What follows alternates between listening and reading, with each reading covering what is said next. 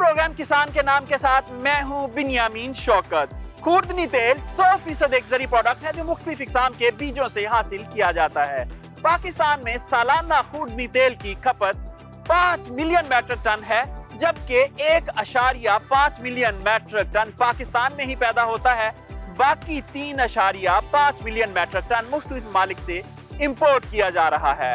पाकिस्तान रकबे के लिहाज से एशिया का दूसरा बड़ा मुल्क है, मगर अफसोस की बात यह है कि हम अपनी जरूरत का खुर्दनी तेल सिर्फ 30% ही मुकामी सतह पर पैदा कर पा रहे हैं। पाकिस्तान हर साल 4 अरब अमरीकी डॉलर से जायद का खुर्दनी तेल मुख्तलिफ ममालिक से इंपोर्ट करता है, यानी पेट्रोलियम मसनूआत के बाद सबसे बड़ा इंपोर्ट बिल।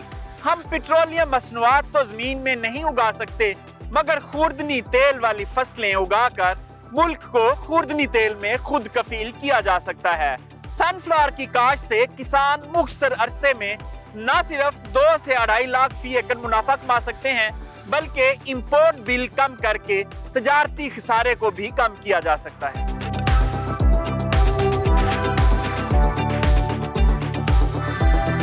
सूरजमुखी का तेल खुर्दनी तेल का सबसे अहम जरिया है और इसका तेल भी दीगर बीजों के मुकाबले में क्वालिटी का समझा जाता है। आज का प्रोग्राम सूरजमुखी की काश्त के बारे में है। हम किसानों को बताएंगे कि किस इलाके में किस वक्त किस तरह सूरजमुखी काश्त किया जा सकता है, इसकी बीमारियां कौन सी हैं, इलाज क्या है और इसके अलावा इस पर कौन से हशरात अटैक करते हैं और उनसे फसल को कैसे बचाना है। इसके अलावा आपकी मुलाकात करवाएंगे कामयाब सूरजमुखी काश्तकारों से। यह हकीकत है कि सूरजमुखी की काश्त से किसान दीगर फसलों की निस्बत ज्यादा मुनाफा कमा सकते हैं, मगर मिडलमैन का किरदार यहाँ भी नुमाया नजर आता है। मिडलमैन किसान से फसल इंतहाई सस्ते दामों खरीदता और चंद दिन स्टॉक करने के बाद 40 से 50% मुनाफा कमाता है। हुकूमत की तरफ से सूरजमुखी मार्केटिंग के रूल्स एंड रेगुलेशन वज़ा नहीं किए गए और ना ही किसान को कोई सपोर्ट प्राइस दी जाती है, जिसकी वजह से किसान मुकम्मल तौर पर मिडलमैन के हाथों ब्लैकमेल होने पर मजबूर है। यही वजह है कि हमारे यहाँ सूरजमुखी की काश्त बड़े पैमाने पर नहीं हो पा रही। अगर किसान फसल चंद दिन स्टॉक करने के बाद मार्केट में फरोख्त करें तो मिडलमैन की हौसला शिकनी हो सकती है। पाकिस्तान में सूरजमुखी की फसल का दौरानिया 100 से 120 दिन पर मुहित होता है और फी एकड़ पैदावार भी किसान 30 मन तक ले सकते हैं और इसकी सेल भी 8 से 10 हजार के दरमियान हो रही होती है, यानी मुख्तसर अरसे में 2.5 से 3 लाख रुपए की फसल। और फिर फसल 1 फायदे 2। खुर्दनी तेल इंसानी इस्तेमाल में आता है, जबकि इसकी खली लाइफ स्टॉक की फीड बनाने में अहम अज्जा के तौर पर इस्तेमाल होती है। आइए सूरजमुखी के बिजनेस मॉडल पर एक नजर डालते हैं। सूरजमुखी काश्त के फी एकड़ अखराजात की बात करें तो जमीन की तैयारी, बीज, खादें, जरिए अद्वियात, आबपाशी और लेबर सब मिलाकर कुल अखराजात 70,000 के करीब बनते हैं, जबकि सूरजमुखी का औसत रेट 8,000 रुपए के हिसाब से 30 मन फी एकड़ पैदावार पर कुल सेल वैल्यू 2,40,000 रुपए बनती है, जबकि 70,000 अखराजात माइनस करने के बाद फी एकड़ मुनाफा 1,70,000 रुपए के करीब बनता है।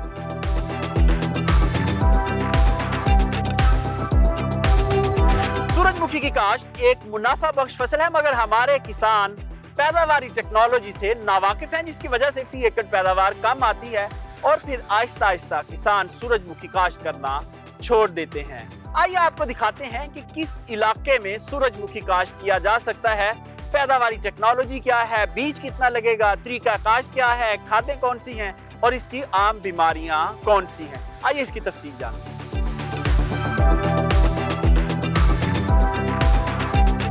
बहारिया सूरजमुखी की फसल का दौरानिया तकरीबन 100 से 110 दिन होता है और कम मुद्दत की फसल होने की वजह से इसे 2 बड़ी फसलों के दरमियानी अरसा में भी बाआसानी काश्त किया जा सकता है। इसकी काश्त जनवरी से फरवरी के दरमियान की जाती है। फी एकड़ 35 मन से जायद पैदावार लेने के लिए हाइब्रिड बीज रिकमेंड किया जाता है, जिसकी मिकदार फी एकड़ 2 किलोग्राम होनी चाहिए। सूरजमुखी के फी एकड़ पौधों की तादाद 22 से 23,000 होती है। काश्त से कबल जमीन को अच्छी तरह भुरभुरा कर लें और 2.5 फीट के फासले पर थैलियां बना लें और चोबे की मदद से 6 से 8 इंच पर बीज लगाएं। इस वक्त हमारे साथ सूरजमुखी काश्त के माहिर मोहम्मद अनवर साहब मौजूद हैं। उनसे पूछते हैं कि इसका बेस्ट टाइम क्या है, सीड रेशो कितना होना चाहिए और किस इलाके में किस वक्त इसकी काश्त होनी चाहिए। अस्सलाम वालेकुम सर। वालेकुम सलाम। सर ये फरमा दें कि मुख्तलिफ इलाकों में अगर टाइम की बात करें तो सनफ्लावर किस वक्त काश्त होना चाहिए, और साथ ये भी बता दीजिएगा कि किस किस इलाके में इसकी काश्त हो सकती है। हमें कोशिश करनी चाहिए कि इसकी बिजाई जो है वो दिसंबर में ही हम मुकम्मल कर लें। धुंध आने से पहले इसकी बिजाई मुकम्मल होनी चाहिए। सनशाइन जो है वो दिन के वक्त मौजूद होनी चाहिए। अच्छा सर, ये बेस्ट टाइम है, और अगर लेट सोइंग की बात करें तो कब तक इसकी लेट सोइंग हो सकती है? उसमें हमें जो है जनवरी से 15 फरवरी तक जो है वो मुकम्मल करनी चाहिए। अगर हम इससे लेट होते हैं तो इससे जो है ना इससे पैदावार में बहुत ज़्यादा कमी पेश होगी। अच्छा सर, ये आपने पंजाब की सूरत हाल बताई। अगर हम सिंध, बलोचिस्तान और केपी की बात करें तो क्या उन एरियाज में भी इसकी सोइंग मुमकिन है? जी सर, सूरजमुखी जो है ये हमारे सिंध में बहुत ज़्यादा काश्त हो रहा है। इसी तरह जो केपी के है उस सूबे में भी इसको काश्त किया जा रहा है, और इसी तरह जो है बलोचिस्तान जो है इसमें जो ठंडे इलाके हैं वहाँ पे भी इसकी काश्त जो है वो मुमकिन है। और ठीक है। अच्छा सर, ये बताएं कि इसकी बेस्ट जो सोइंग टेक्निक है, बेस्ट सोइंग टेक्नोलॉजी है, वो बेड्स के ऊपर इसको काश्त करना है या फ्लैट के ऊपर? अगर बेड्स पे काश्त अच्छा रिजल्ट देती है तो फिर बेड का साइज़ क्या होना चाहिए? सर इसमें बेड पे जो है वो सबसे ज़्यादा बेहतर है। और बेड की सूरत में हम जो है या खेलियों की सूरत में हम ये पौधे से पौधे का फासला 9 इंच रखेंगे, और इसी तरह जो है वो खेलियों का जो फासला है वो 2.5 फुट जो है वो रखेंगे। ठीक है। और सर फी एकड़ जो बीज है वो कितना रिकमेंड किया जाता है, और अगर किसान खेलियां या बेड्स नहीं बनाना चाहता, फ्लैट पे लगाना चाहता है, तो उसके ऊपर बीज कितना रिकमेंड किया जाता है? सर 2 किलो जो है वो खेलियों के लिए है कि हम खेलियों के लिए 2 किलो बीज रिकमेंड करते हैं। तो बाकी जो है फ्लैट की सूरत में बहुत से मसाइल का सामना करना पड़ता है, तो इसलिए हमें जो है कोशिश करनी चाहिए कि हम बेड पर ही इसको काश्त करें। सर अच्छी पैदावार देने वाली जो अप्रूव्ड वैरायटीज़ हैं गवर्नमेंट की तरफ से, वो कौन कौन सी हैं? सर अप्रूव्ड जो वैरायटीज़ हैं इस वक्त जो है हाइसन 33 है, एजीसन 5270 है, 5264 है, उसके अलावा NK हारमनी है, और S278 है। सर ये फरमा दें कि ज़मीन की तैयारी के वक्त खादें कौन कौन सी डलेंगी? दरमियानी ज़रखेज़ ज़मीन वाले इलाके हैं उसमें हम खाद जो है बिजाई के वक्त 1 बोरी जो है वो SOP डालेंगे, 1 बोरी जो है DAP डालेंगे। इसके बाद जो पहला पानी है, पहले पानी पर 1 बोरी जो है वो नाइट्रोफास हम डालेंगे, और दूसरा जो पानी है उसमें हम आधी बोरी जो है वो यूरिया डालेंगे, और तीसरे पानी में हम जो है वो 1 बोरी अमोनियम नाइट्रेट को इस्तेमाल करेंगे। जी मोहम्मद अनवर साहब, ये बता दें कि इसको पानी कब कब लगना है? जी सर, पानी जो है वो हम मौसम को देखते हुए लगाएंगे, लेकिन जो है हम जो खेलियों पर काश्त करते हैं उसके लिए हम पानी जो है, पहला पानी जो है उसको हम 20 दिन बाद बिजाई के बाद लगाएंगे, और उसके बाद जो है दूसरा पानी जो है वो पहले पानी के 20 दिन बाद लगाएंगे, और तीसरा जो पानी है जब फूल आ जाएं तो उस वक्त हम लगाएंगे। चौथा पानी जो है जब बीज बनना शुरू हो जाएगा तो उस वक्त लगाएंगे। अच्छा सर, ये बताएं कि जब हम इसको खेलियों पे काश्त करेंगे तो पहला पानी फौरी नहीं लगा देंगे काश्त के बाद? जब खेलियों पर लगाते हैं हम तो उसमें जो है पहले जो वत्तर होता है उसके लिए 2 तरीके हैं कि एक तो हम खुश्क लगाते हैं और दूसरा वत्तर की कंडीशन में लगाते हैं। तो जो वत्तर की कंडीशन में लगाते हैं तो उसके लिए पानी जो है वो बाद में लगाएंगे। जो पहला है ना उसमें हम पानी जो है वो सर जब लगाते हैं तो उसके बाद हम पानी लगाते हैं उसको फौरी। जी मोहम्मद अनवर साहब, आपके वक्त का बहुत शुक्रिया। सनफ्लावर पूरे पाकिस्तान में काश्त किया जा सकता है और बताए हुए तरीके पर अमल करके बहुत अच्छी पैदावार भी हासिल की जा सकती है।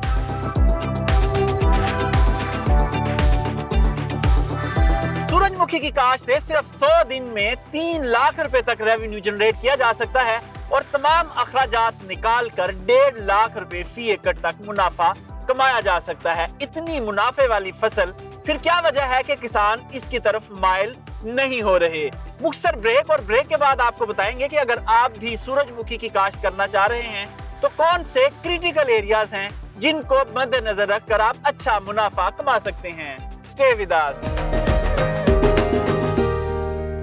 Welcome back. हम हर साल 4.5 अरब अमरीकी डॉलर का खुर्दनी तेल मुख्तलिफ ममालिक से इंपोर्ट करते हैं और कीमती ज़रे मुबादला बैरून ममालिक भेजा जाता है, मगर हम अपने किसानों को सहूलियात नहीं देते कि वो खुर्दनी तेल मकामी सतह पर ही पैदा कर सकें। हम किसानों को कोई बड़ी सब्सिडी नहीं दे रहे और ना ही ज़री मुदाखिल में उनकी मदद कर रहे हैं कि वो तेलदार इजनास काश्त करें। आइए चंद किसानों से पूछते हैं कि सूरजमुखी की काश्त के हवाले से उन्हें किन मसाइल का सामना है। हम जो है सूरजमुखी की काश्त 5-7 साल से कर रहे हैं। हम तकरीबन 8-10 एकड़। पहली बात तो ये है कि अद्वियात की परेशानी हमें रहती है क्योंकि अद्वियात महंगी हैं, और दूसरा जो अद्वियात मिलती हैं उनमें जो है ना 2 नंबर ज़्यादातर जो है ना अद्वियात, दूसरा जो जितनी भी अद्वियात मिल रही हैं उनमें ज़्यादा जो है ना वो परेशानी हमें जो है वो है 2 नंबर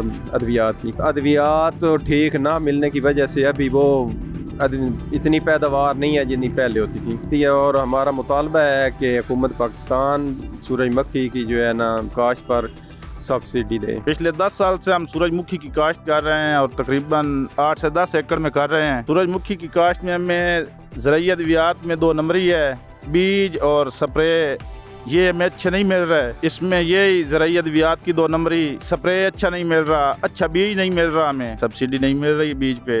और हुकूमत वक्त को ये चाहिए कि सूरजमुखी के बीज पे हमें सब्सिडी दें ताकि हम ज़्यादा से ज़्यादा इसको काश्त करें और मुल्क के लिए फ़ायदेमंद साबित हों।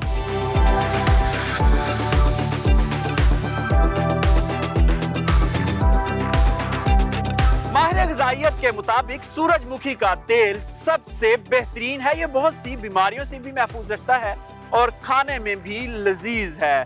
सूरजमुखी के बीज से ऑयल एक्सट्रैक्शन का रेशो दीगर बीजों से ज्यादा है, यानी 40 से 45% ऑयल इस बीज में मौजूद होता है। सिर्फ सूरजमुखी की काश्त पर फोकस कर लिया जाए तो हम तेलदार इजनास में खुद कफील हो सकते हैं। आइए देखते हैं कि पाकिस्तान में किस बीज से कितना तेल हासिल किया जाता है। सूरजमुखी के बीज में तकरीबन 40% आला म्यार का खुर्दनी तेल पाया जाता है। सरसों के बीज में 32%, जबकि कपास के बीज से 10 से 12% खुर्दनी तेल निकाला जाता है। पाकिस्तान में खुर्दनी तेल के इस्तेमाल की बात करें तो सूरजमुखी 15.3%, तोरिया 11% और कैनोला का हिस्सा 9% है। इसके अलावा पाकिस्तान में 2.92% सोयाबीन ऑयल और 6.82% पाम ऑयल भी इस्तेमाल किया जाता है, जबकि बहुत कम मिकदार में तिल का तेल भी पाकिस्तान में इस्तेमाल हो रहा है। सूरजमुखी की अच्छी पैदावार के लिए जरूरी है कि आपकी फसल मुख्तलिफ बीमारियों से पाक हो और हशरात का हमला भी ना हुआ हो। इस फसल पर सबसे ज्यादा हमला फफूंदी की बीमारी का होता है और हशरात में सफेद मक्खी, गुलाबी सुंडी और तेला आम हशरात हैं जो इस फसल को खराब करते हैं। आइए देखते हैं कि इसके अलावा कौन कौन सी बीमारियां और कौन से हशरात इस फसल को खराब कर सकते हैं। हशरात की बात करें तो सूरजमुखी की फसल पर दीमक, टोका, सफेद मक्खी, चुस्त तेला, अमेरिकन सुंडी, लश्करी सुंडी, सुस्त तेला, जुएं वगैरह हमला करके फसल मुतासर करते हैं। जबकि इस फसल की बीमारियों में तने की सड़न, फूल की सड़न, फफूंदी से पैदा होने वाली मुख्तलिफ बीमारियां शामिल हैं। इन हशरात और बीमारियों को बर वक्त कंट्रोल ना किया जाए तो पैदावार में 30 से 40% कमी हो सकती है। सेहतमंद फसल ही अच्छी पैदावार की जामिन है। और सनफ्लावर को कौन कौन सी बीमारियां आती हैं, उनका इलाज क्या है और उनकी पहचान क्या है, ये जानने के लिए इस वक्त हमारे साथ डॉक्टर एहसान मोहिउद्दीन साहब मौजूद हैं। उनसे इस हवाले से जानते हैं। अस्सलाम वालेकुम सर। सबसे पहले मैं जिक्र करूंगा कि हमने सीड जब ज़मीन में सो करना है तो इसमें पैथोजन हो सकता है, इसमें बीमारी का जरासीम हो सकता है। तो सबसे पहले मैं अपने भाइयों को कहूँगा कि इसका सीड ट्रीटमेंट करें। वो हमारा रिकमेंडेड सीड ट्रीटमेंट है। हमने 2 ग्राम पर केजी सीड को टॉप्सन एम या थायोफनेट मिथाइल लगा के फिर सीड को सो करना है। और अर्ली स्टेज पे सबसे पहले क्योंकि सर्दी होती है, एक डिजीज़ आती है, उसे कहते हैं डाउनी मिल्ड्यू। वो पत्ते पीले शुरू हो जाते हैं 3 या 4 पत्तों की स्टेज पे, अब उसका सीज़न है तकरीबन, तो उस पर डाउनी मिल्ड्यू आती है। ये फंगल डिजीज़ है और जो पत्तों के निचली साइड पे आप देखेंगे तो वाइट कलर की एक ग्रोथ शो होगी और ऊपर से पत्ता पीला हो जाएगा। इसके लिए हम रिकमेंड करते हैं फंजीसाइड्स, इसमें आ जाती है रेडोमिल गोल्ड आ जाती है, फोलियो गोल्ड के नाम से है। वो अगर ज़्यादा डिजीज़ आए तो उसका 1-2 ग्राम पर लीटर वाटर में डिल्यूशन बना के उसका स्प्रे कर देना चाहिए। जो इसका बर्निंग इशू है वो है ज़्यादा चारकोल राट, जो हाई टेम्परेचर पे आती है और ड्राई सीज़न में आती है। तो चारकोल राट की सिम्टम ये हैं कि पौधा यकलख्त विल्ट हो जाता है और उसके तने और जड़ के जंक्शन पे देखें, तने और जड़ का जोड़ है वहाँ देखें तो काले स्याह तना हो जाता है जैसे चारकोल हो। इससे पौधा यकलख्त उसकी जो है खुराक वो बंद हो जाती है, पौधा विल्ट होकर सूख जाता है। अगर पौधा बच भी जाए तो उसके जो सीड बनते हैं हेड में वो बहुत इन्फीरियर क्वालिटी के होते हैं, उसमें ऑयल परसेंटेज कम होती है, उसकी यील्ड भी कम होती है। इसके बचाव के लिए हमने ये रिकमेंड किया हुआ है कि अगर आप सीड को दवाई लगा के फफूंदी कुश सो करेंगे तो इसकी प्राइमरी इन्फेक्शन जो ख़त्म हो जाएगी। और तीसरी अहम बीमारी, जब ये फूल अपना बीज बना लेता है तो उस वक़्त जो मुख्तलिफ इंसेक्ट अटैक करते हैं हेड के ऊपर, तो एक हेड रॉट डिजीज़ है इसकी। वो ज़्यादा ह्यूमिडिटी में आती है, जब हवा में नमी ज़्यादा होती है उस वक़्त आती है। अगर ये बीमारी आ जाए तो आपने फ़ौरन ये जो रेडोमिल गोल्ड है या दूसरी मैंने बताया था फोलियो गोल्ड या टॉप्सन एम, इसमें आपने स्प्रे कर देनी है फ़ौरन पौधों की।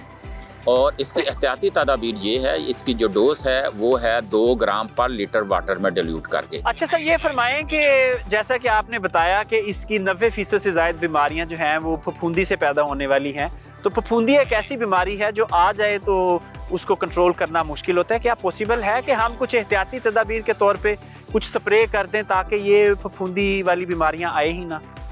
हाँ, इसमें सबसे पहले जो प्रोटेक्शन पॉइंट ऑफ व्यू से मैंने बताया ना कि सीड को बीमारी दवाई लगा कर ना फफूंदी कुछ वो आपने सी करना है। और हाँ, दूसरी ये है कि चारकोल का के लिए आपने ड्राईनेस ज़मीन में नहीं रखनी, उसको पानी रेगुलर देना है। अगर हाई टेम्परेचर हो, लो पे तो आती नहीं। और हेड माउथ के लिए ये जो कंट्रोल करना है, हेड रॉट के लिए वो हेड माउथ को कंट्रोल करना, और दूसरी जो मैंने तदबीरें बताई हैं, बर्ड डैमेज को कंट्रोल करना है और मैकेनिकल इंजरी को कंट्रोल करना है। जी डॉक्टर साहब, आपके वक्त का बहुत शुक्रिया। फफूंदी से पैदा होने वाली बीमारियां सनफ्लावर की फसल को सबसे ज़्यादा डिस्टर्ब करती हैं, और अगर किसान बर वक्त अपने खेत का मुआयना कर ले तो ये बड़ी बीमारियों से बचा जा सकता है। सनफ्लावर की फसल को हशरात से बचाएंगे तो ही अच्छी पैदावार आएगी। सनफ्लावर के हशरात कौन कौन से हैं, कैसे कंट्रोल करना है, मुआशी हद क्या है, ये सब जानने के लिए इस वक्त हमारे साथ डॉक्टर इजाज हैदर साहब मौजूद हैं। उनसे पूछते हैं। अस्सलाम वालेकुम सर। वालेकुम सलाम सर। सर फरमाएं कि पहला जो हशरात है जो सूरजमुखी पर हमला करता है वो कौन सा है, कितने दिन पे हमला करता है और उसको कैसे कंट्रोल करना है? सनफ्लावर की फसल पे जो अहम कीड़े होते हैं वो हमला आवर होते हैं। इसमें रस चूसने वाले कीड़े जो सफ़ेद मक्खी जो अहम है और सब्ज़ तेला। इसमें सफ़ेद मक्खी जो है ये फरवरी में इसका अटैक शुरू हो जाता है सनफ्लावर की फसल पे, और ये पत्तों के नीचे रह के रस चूसती है। और सफ़ेद रंग का जो 2 पर वाला कीड़ा होता है और ये रस चूसता है और पत्ते का रंग पीला हो जाता है, और इसके ये जो लेसदार मादा भी खारिज करता है जिसकी वजह से पौधों का ज़ियाई तलीफ का अमल रुक जाता है। और इसके बालग और बच्चे अगर 5 फी पत्ता हों तो इसका नुकसान की मुआशिया शुरू हो जाती है। उस स्टेज के ऊपर ज़मींदारों को चाहिए कि इसके ऊपर इसके तदारक के लिए कोई कीमियाई तरीका इख्तियार करें। तो इसके लिए जो स्प्रे है वो इसमें फ्लोनिकामिड है 60 से 80 ग्राम, और पायरीफ्लूकोनाजोन है वो 250 ml के हिसाब से आप इस पर स्प्रे करें सर। ठीक है सर, इसके बाद जो है वो दूसरा हमला कब एक्सपेक्टेड होता है और उसका क्या हल है? ये जो सब्ज़ तेला है ये भी इसके साथ ही हमला शुरू हो जाता है। सब्ज़ तेला के ये जो है ये बड़े चुस्त होता है और ये बड़े तेज़ी के साथ मूव करते हैं। इनके जो बच्चे हैं जो उनका अडल्ट होता है, और 1 से 2 अगर पता ये फी हो जाए तो ये इनके नुकसान की बाशी हद तो इसके ऊपर हमें स्प्रे करना है। और इसके में नाइट्रोजन पायरम है ये 100 ग्राम फी एकड़ के हिसाब से, और जो अमीडा क्लोपरेट है इसका स्प्रे करना। इसके अलावा सर इसके कौन कौन से कीड़े हैं जिनसे फसल को बचाना ज़रूरी है?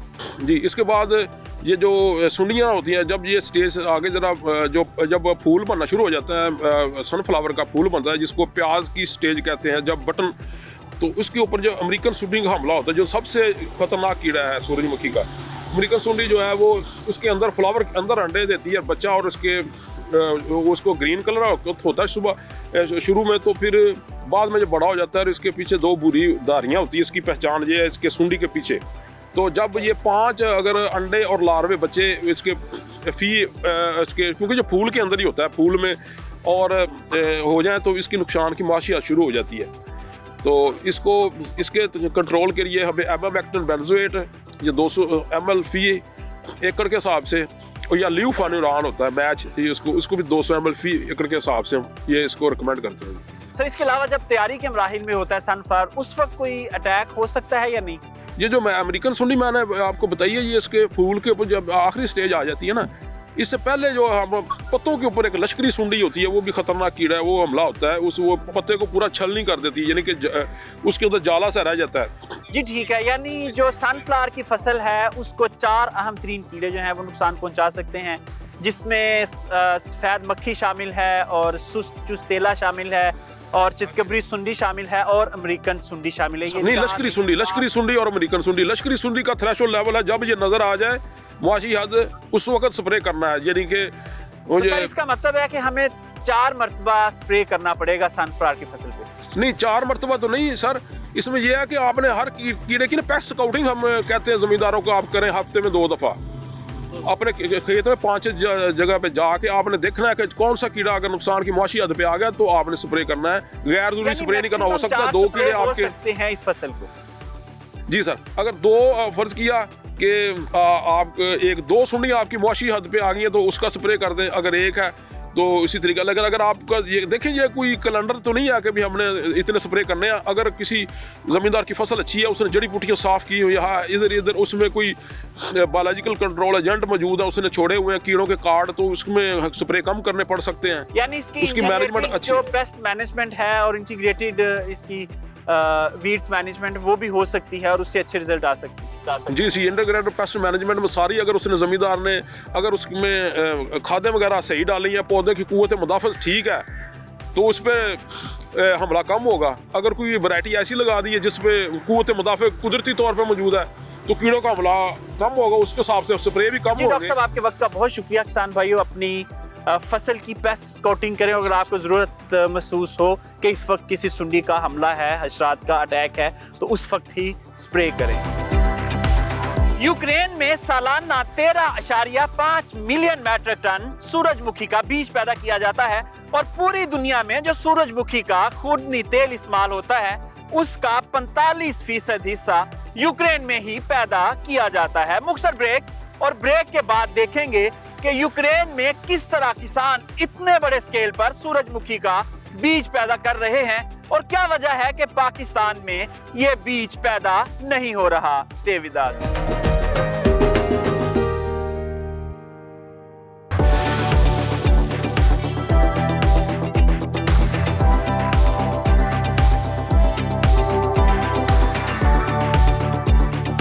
Welcome back. दुनिया के अक्सर ममालिक में सूरजमुखी की फी एकड़ पैदावार 50 मन के करीब है, जबकि रूस फी एकड़ 100 मन से भी ज्यादा सूरजमुखी की पैदावार ले रहा है और पाकिस्तान में किसान अभी 30 मन फी एकड़ से ऊपर नहीं जा सके। हम सिर्फ 4 लाख एकड़ पर सूरजमुखी काश्त कर रहे हैं, जिससे कुल 40 टन खुर्दनी तेल हासिल किया जा रहा है, जो हमारी मुजमुई जरूरत का सिर्फ 10% बनता है।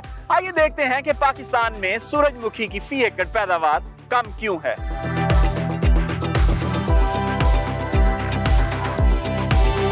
हुकूमत की तरफ से सूरजमुखी की फसल पर सपोर्ट प्राइस का ना होना, इस फसल के लिए खाद बीज पर बड़ी सब्सिडी का ना होना, मियारी बीज की अदम दस्तयाबी, जड़ी बूटियों का कंट्रोल ना होना, किसानों का सूरजमुखी की काश्त के हवाले से गैर संजीदा रवैया, जदीद पैदावारी टेक्नोलॉजी से नावाकफियत, खादों का गैर मतवाजन इस्तेमाल और बीमारियों से फसल को बर वक्त ना बचाना, ये सब अनासर मिलकर सूरजमुखी की फी एकड़ पैदावार में कमी का बायस बन रहे हैं। पाकिस्तान में सूरजमुखी की एवरेज पैदावार 20 मन के करीब है, जबकि कुछ काश्तकार ऐसे भी हैं जो इससे डबल पैदावार ले रहे हैं। अभी हम आपकी मुलाकात करवाने जा रहे हैं एक ऐसे ही काश्तकार से और उससे पूछेंगे कि उसकी पैदावार के राज क्या हैं। हमारे साथ इस वक्त सूरजमुखी के एक काश्तकार मौजूद हैं जिनकी बड़ी अच्छी पैदावार है, यानी वो फी एकड़ 25 से 30 मन सूरजमुखी की पैदावार ले रहे हैं। उनसे पूछते हैं कि अच्छी पैदावार के क्या राज है। अस्सलाम वालेकुम अतीकुर रहमान साहब। वालेकुम अस्सलाम।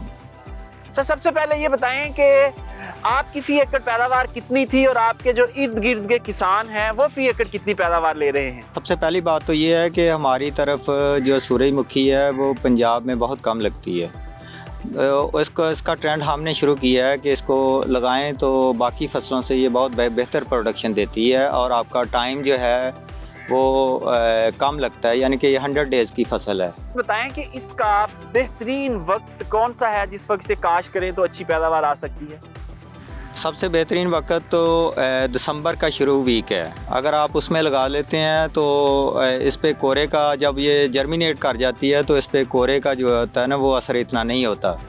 तो उसके बाद जब आप लगाते हैं तो 2-3 प्रॉब्लम्स आती हैं कि आप जब जनवरी के शुरू में स्टार्ट में लगाते हैं अगर तो फिर कोरा पड़ जाता है और कोरे में फिर जर्मिनेशन इसकी बहुत लेट हो जाती है और बाज़ औक़ात कोरे की वजह से इसके पत्ते जो हैं वो जल जाते हैं। तो जब लोग ज़्यादा देर से लगाते हैं इसको, यानी कि फसलें जैसे कमाद है या कोई और फसल लेने के बाद इसको आमतौर पे मार्च में करते हैं तो फिर वो गर्मी में बहुत आ जाती है फसल और इसके पोलिनेशन का अमल जो है वो रुक जाता है। अच्छा, ये बताएं आप इस साल किस सीज़न में लगा रहे हैं? क्या आप अभी काश्त कर चुके हैं या अभी काश्त करना है? नहीं, मैंने अभी काश्त करनी है। हमने 20 जनवरी को काश्त करनी है। हम जो है वो गन्ना लगाया हुआ है हमने, तो गन्ने को हम हार्वेस्ट कर रहे हैं। तो और साथ साथ में हम जो है ना वो अपनी ज़मीन की तैयारी भी शुरू की हुई है और जब 20 जनवरी के बाद कोरे के चांसेस जो होते हैं वो बहुत कम हो जाते हैं। तो 20 जनवरी के बाद 20 और 30 जनवरी के दरमियान में हम इसको ना लगा देंगे।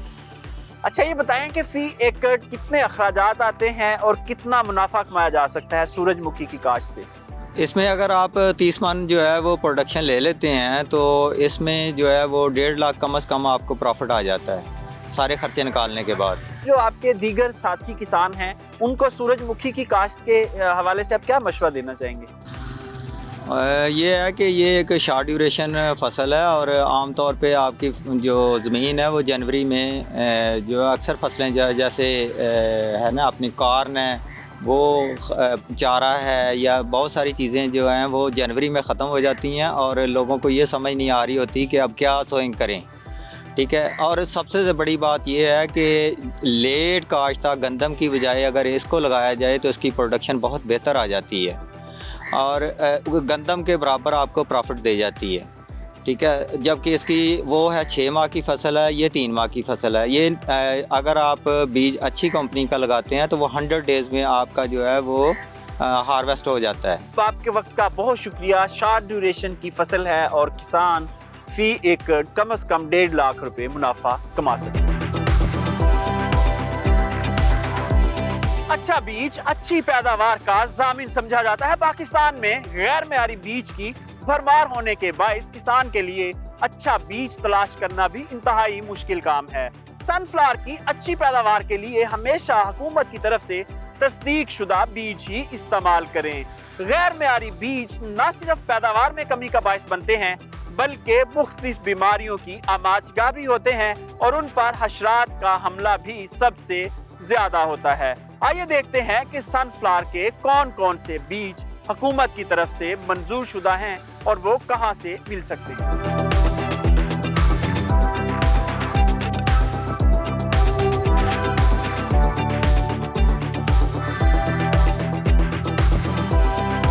बीज खरीदते वक्त हमेशा कंपनी के रजिस्टर्ड अच्छी साख रखने वाले डीलर का इंतखाब करें।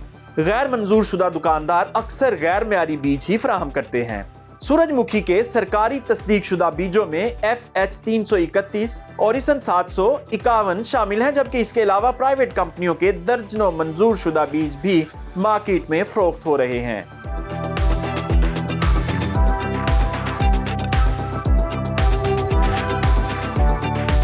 इस वक्त हमारे साथ oil seed research institute Faisalabad के डायरेक्टर हाफिज साद बिन मुस्तफा मौजूद हैं। उनसे पूछते हैं कि पाकिस्तान खूदनी तेल में खुद कफील कब होगा और सूरजमुखी की काश्त कब बढ़ेगी? अस्सलाम वालेकुम सर। वालेकुम सलाम सर।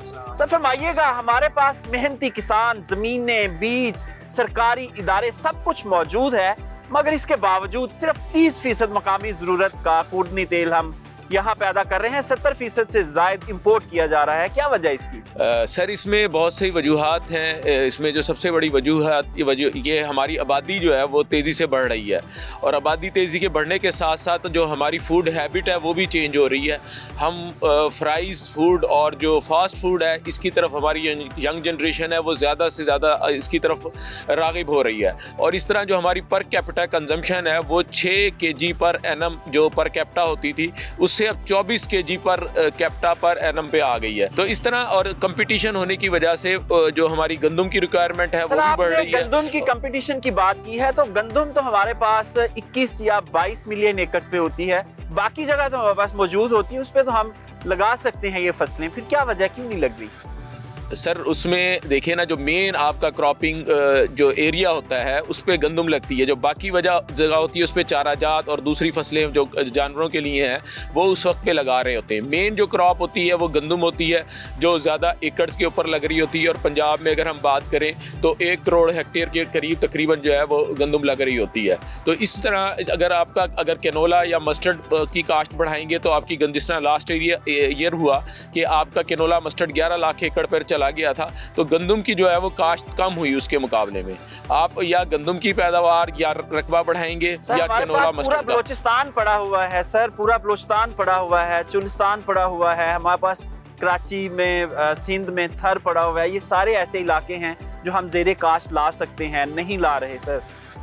जी बिल्कुल, चोलिस्तान जो है मस्टर्ड के लिए क्वाइट सूटेबल है और वहाँ पे लोग जो है काश्त करते हैं। लास्ट ईयर जो था बहुत ज़्यादा एरिया पे जो मस्टर्ड काश्त हुआ। इस साल वहाँ पे इशू हुआ कि वहाँ पे बारानी सारा जो है बारिशों के सर पे उसका दारोमदार है जितनी भी काश्त होती है।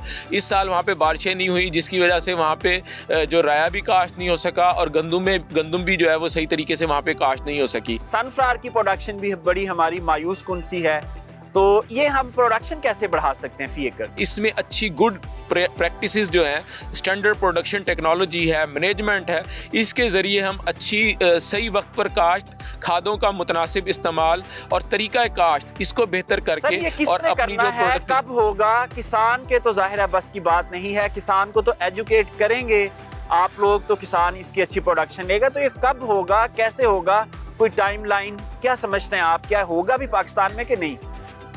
जी बिल्कुल होगा। इसमें अब अवेयरनेस आ रही है फार्मर्स के पास।